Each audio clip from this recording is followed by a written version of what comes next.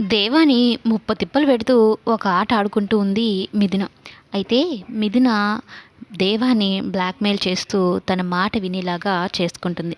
ఒక రకంగా చెప్పాలంటే ఫ్యాన్ దొంగతనం చేశాడు కాబట్టి ఆ విషయంలోనే ఎక్కువ ఏడిపిస్తూ ఉంటుందనమాట.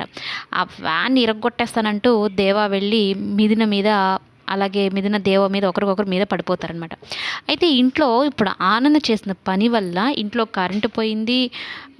వాటర్ రావడం అనేది అంతా బంద్ అయిపోతుందనమాట. అయితే ఈ విషయం ప్రమోద్‌నికి తెలుసు. కరెంట్ బిల్ కట్టలేదు, అందువల్ల ఇదంతా జరుగుతుంది అని. కానీ భర్త కదా!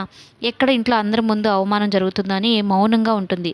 కానీ బద్ధకస్తుడు. బద్ధకానికి మారు పేరనమాట. కానీ ఎంతసేపని తట్టుకుంటది? ఎన్ని రోజులని భరించగలుగుతది?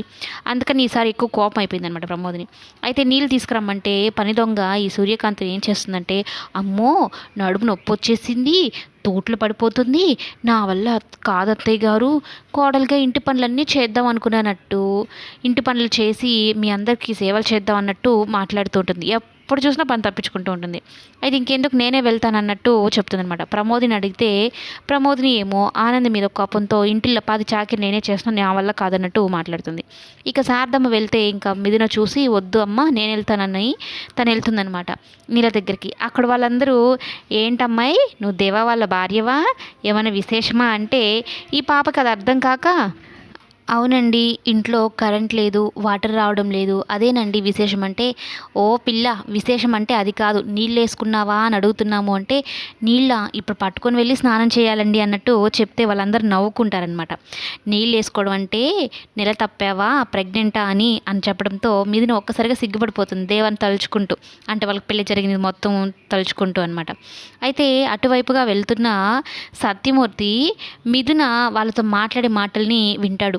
అదేంటి మీ అత్తయ్య గారు నిన్ను పంపించారు, నువ్వు గొప్పింటి పిల్లవు కదా అని అంటూ ఉంటే, అదేం లేదు, మా అత్తయ్య గారు వాళ్ళందరూ నన్ను బాగా చూసుకుంటారని చెప్పడంతో, ఏ కోడలైనా అత్త మీద చాడీలు చెప్తుంది, నువ్వు చాలా సంస్కారవంతురాల్లాగా ఉన్నావు, ఎంత పద్ధతిగా మాట్లాడుతున్నావో, నువ్వు దొరకడం దేవ అదృష్టం అని చెప్పగానే ఇంకా మురిసిపోతూ ఉంటుందన్నమాట. అవునా, నేను దొరకడం అదృష్టమా దేవాకి అన్నట్టు. ఎందుకంటే దేవ ఇద్దరు గొడవలు పడుతూ ఉంటారు కదా.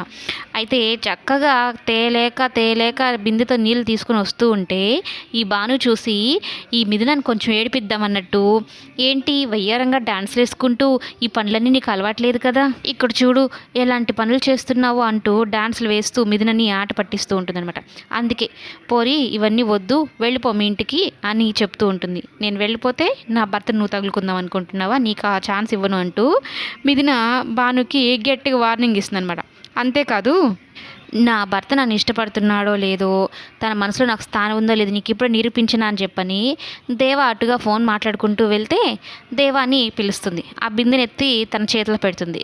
దేవ్ ఒక్క మాట కూడా మాట్లాడుకుని ఇంటి వరకు తీసుకెళ్ళిపోతే భాను ఒక్కసారిగా అది చూసి షాక్ అయిపోతుందన్నమాట. నిజంగా ఈ మిథున చెప్పినట్టు వాడు మారిపోయాడా, ఈ పిల్లని భార్యగా ఒప్పేసుకున్నాడా, అప్పుడు నా బ్రతుకేంటిరా దేవుడా, నేను ఇంకా ఆశలు పెట్టుకుంటున్నానే అన్నట్టు బాధపడుతుంది.